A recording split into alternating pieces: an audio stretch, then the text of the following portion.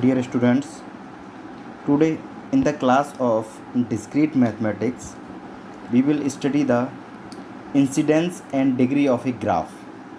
Students, आज हम बात करेंगे कि एक ग्राफ की इंसिडेंस क्या होता है और डिग्री क्या होती है. ठीक है.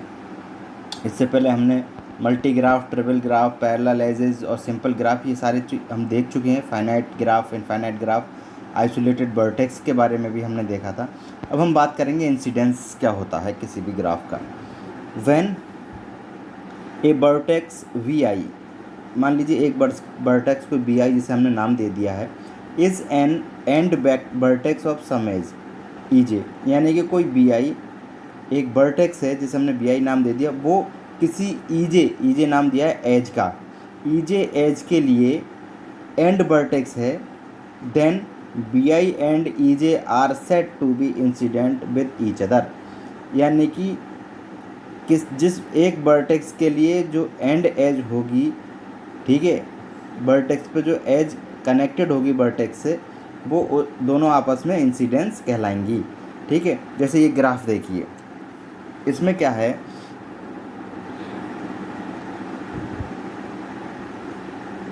मान लीजिए हमने ले लिया B4 हमने वर्टेक्स ले लिया, तो इस पर कौन कौन सी एज इंसिडेंट हैं, E2, E3 एंड E4. तो हम कह सकते हैं U2 B4 या E3 B4 या E4 B4 are incident with each other, यानी कि जिस वर्टेक्स पर जितनी एजेस कनेक्टेड होंगी वो सब उसके इंसिडेंट कहलाएंगी. क्लियर. जैसे B1 है, देखिए B1 में कौन कौन सी इंसिडेंट है, E1, E6, E5. B1 के लिए ये आपस में क्या है, इंसिडेंट्स हैं एक दूसरे से. ठीक, क्योंकि E1 E5 ये इसी पर आकर एंड हो रही हैं. ठीक है. क्लियर. समझ में आ गया. दोबारा मैं बताता हूँ कि when a vertex is an end vertex of some edge, जब कोई वर्टेक्स किसी भी एज के लिए एंड एज वर्टेक्स का काम करता है, तब वो आपस में हम इंसिडेंट कहलाते हैं. जैसे कि B1 है या B3 है, B3 पर E4, E5, E6 ये वर्टेक्स एंड हो रहे हैं, तो ये दोनों आपस में क्या कहलाएंगे, इंसिडेंट कहलाएंगे. Clear. The in above graph E2, E4 और E3 are incidents with vertex B4.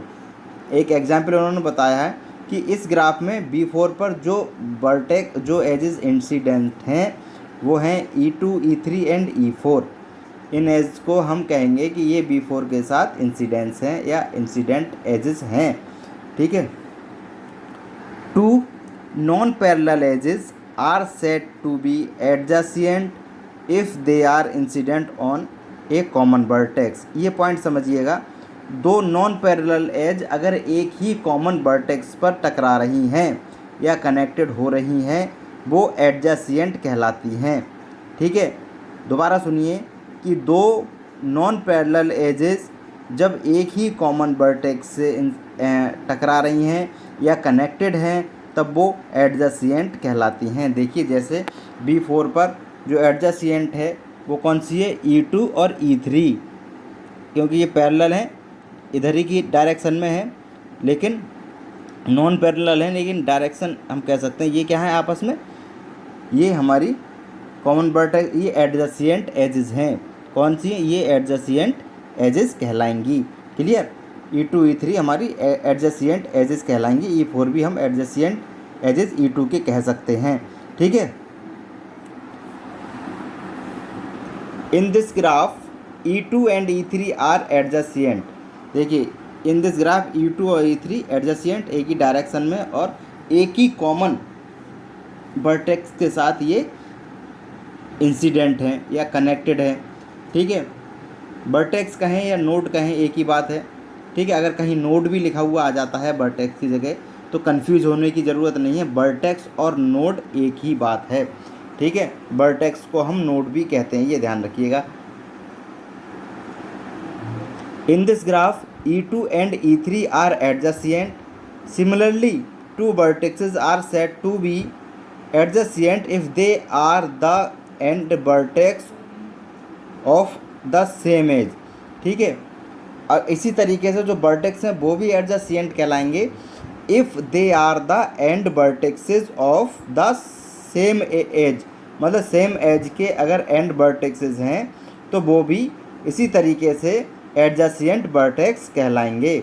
जैसे कि E3 के लिए देखिए, E3 के लिए सेम एज है तो ये B4 और B5 जो वर्टेक्स हैं वो एडजेसेंट वर्टेक्स कहलाएंगे, या एडजेसेंट नोड हम इन्हें कह सकते हैं।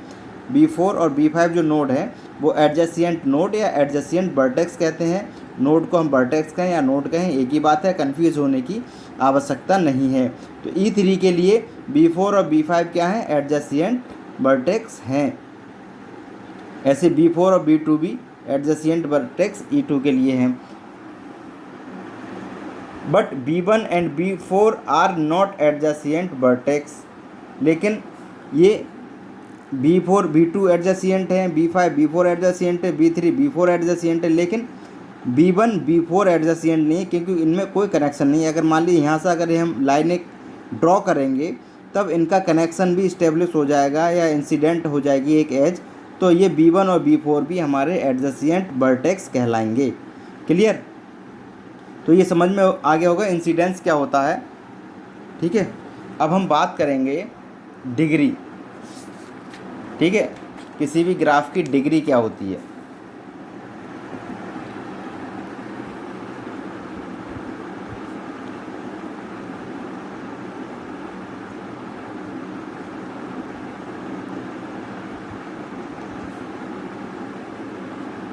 डिग्री के बारे में देखते हैं। The number of edges incident on a vertex that is called degree. मतलब एक वर्टेक्स पर जितनी एज इंसिडेंट हैं वो उसकी डिग्री कहलाती है। इसकी डेफिनेशन लिखें, the number of edges incident on a vertex VI, ठीक है, is called the degree of that vertex.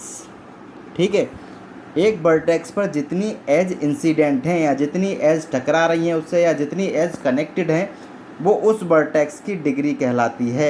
एक बात ध्यान रखिए, नोट करके मैं बताता हूँ इस बात को कि जो लूप या सेल्फ लूप है, जो सेल्फ लूप है वो डबल काउंट होगा, मतलब 2 डिग्री काउंट होगी उसकी। जैसे एक एज सिंगल एज होती है वो सिंगल काउंट होती है, लेकिन ये ट्वाइस डबल काउंट होगा, काउंटेड ट्वाइस। ओके, ये ध्यान रखिएगा।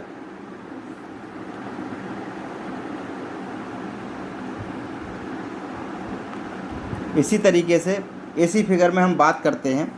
मान लीजिए B1 है हमारे पास, ठीक है, V1 है वर्टेक्स, तो इस पर कितनी एजेस हैं हमारी, देखिए E1 E5 E3 यानी कि 3 हैं। तो हम डिग्री को हमेशा D से डिनोट करते हैं, D और जो भी वर्टेक्स है वो इस तरीके से हम इसे डिनोट करते हैं। तो जो B1 है उसकी डिग्री क्या हो जाएगी, 1 2 3 यानी कि उसकी डिग्री हो जाएगी 3। इसी तरीके से B2 की बात करें तो B2 पर देखिए E2 1 E1 2 1 2 और जो सेल्फ लूप मैंने बताया था, self loop counted twice, self loop double count होगा, यानी कि एक ये 1 2 और 2 ये यानी कि 4 4। तो V2 की जो डिग्री होगी वो होगी 4, क्योंकि सेल्फ लूप ट्वाइस काउंट होगा तो 2 ये हो गए 3 4 V2 से कनेक्टेड है। ठीक है, इसी तरीके से अब हम बात करेंगे DV3 की। DV3 को देखते हैं कितनी एजेस इससे इंसिडेंट हैं या कनेक्टेड हैं। 1, E4 1, E5 2, E6 3, 1 2 3, तो इसकी डिग्री भी 3 होगी। ठीक है, इसी तरीके से B4 को देखते हैं। B4 पर 1 2 3, B4 की डिग्री भी 3 होगी। अब हम बात करें B5, इसमें देखें तो B5 में एक सिंगल E3 तो कनेक्टेड है, तो इसकी डिग्री 1 हो जाएगी।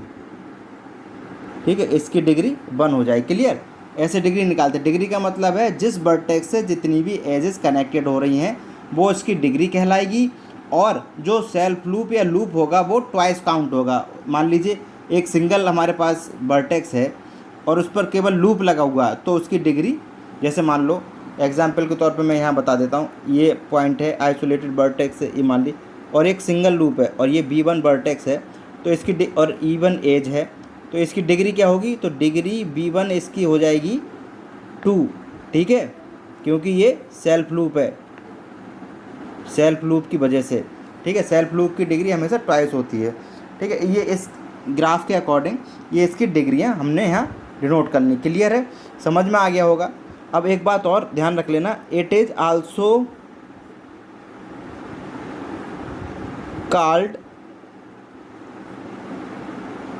वैलेंसी। ठीक है, इसे हम वैलेंसी भी कहते हैं। मैक्स डिग्री यानी कि maximum degree of each vertex in the graph G can be n-1। जो मैक्सिमम डिग्री है किसी भी ग्राफ की वो n-1 हो सकती है, यानी कि n क्या है यहाँ, edges, n equal to edges of graph. ठीक है, n क्या है, एजेस ऑफ ग्राफ, मतलब ज़्यादा मैक्सिमम डिग्री क्या हो सकती है, जितनी एज है उससे कम, n-1। ठीक है, ये डिग्री किसी ग्राफ की हो सकती है। ठीक है, मैक्सिमम डिग्री किसी ग्राफ की। तो स्टूडेंट्स, आज के वीडियो लेक्चर में इतना ही, कल इसके आगे की बात करेंगे। Okay, thank you.